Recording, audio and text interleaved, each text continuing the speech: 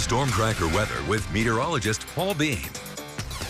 All right, let's take another look at that wind advisory because this is going to be rolling through for the next about 24 hours, all the way until 9 p.m. Tuesday. 50-mile-an-hour gusts through Pocatello, Burley, and everywhere in between. So if you're on 86, 84, or anywhere from here to Utah in I-15, definitely be very careful if you're driving because it is going to be a little bit of a mess over the next 24 hours. And your average winds are closer to 30 to 40, even though those gusts are going to be up to a high of 50. So it's going to be a little bit of a mess anyway.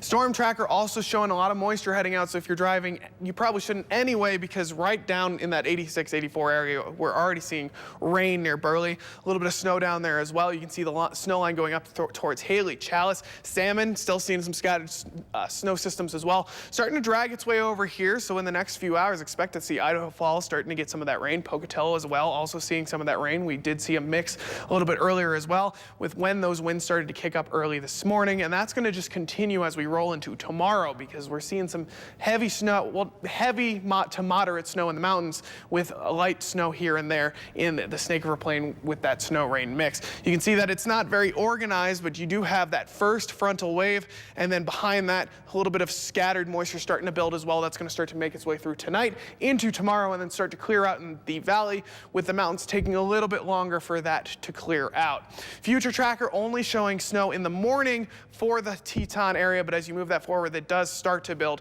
over in the central mountains, down in the Snake River Plain a little bit, but the strongest is still up in the Tetons near Driggs, Jackson, Yellowstone, Island Park, all seeing a decent amount of snow push through tomorrow. But into the evening, we see it clear out everywhere else and start to clear out in that Teton area. Now, as we move into tonight, expect to see more of that mix in the Snake River Plain. 29 in Pocatello, 28 in Idaho Falls. Central Mountains see that snow continue as well. 28 over in Chalice, 31 in Salmon. You'll notice a lot of these temperatures all below freezing. So even in areas that usually are only seeing rain, when we see these snow rain mixes, we'll probably see some snow roll through as well. And the snow builds for the Highlands and Western Wyoming as well. 25 in Island Park, 28 in Jackson. Moving into tomorrow, it starts to clear out for some, but for the most part, it sticks around for the Highlands and Western Wyoming. Snow's not done quite just yet. 36 in Island Park, 34 in Jackson, getting barely above freezing there tomorrow. Snow starts to scatter in the Central Mountains and in the Snake River Plain, with temperatures closer to those upper 40s. So a very slow warm-up returns to the area.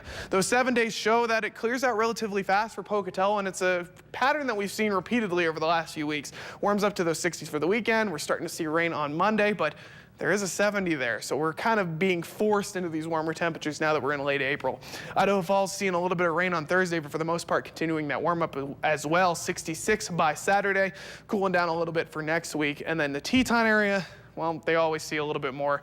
That snow kind of lingers for Wednesday, Thursday, and Friday, but a little bit more scattered out, starting to warm up anyway. 54, 56 by Saturday and Sunday. Then finally for the Central Mountains, very similar. Sticks around a little bit longer. Tuesday, Wednesday, and Friday shows it as snow, but the strongest will be Tuesday, and that mix on Thursday as temperatures warm up to 65 for next weekend. So we're seeing that slow warm up. And last time I was here on Wednesday, we did talk about the amount of snow, but this year in Pocatello saw more snow in April than last year. True or false? We'll have the answer coming up.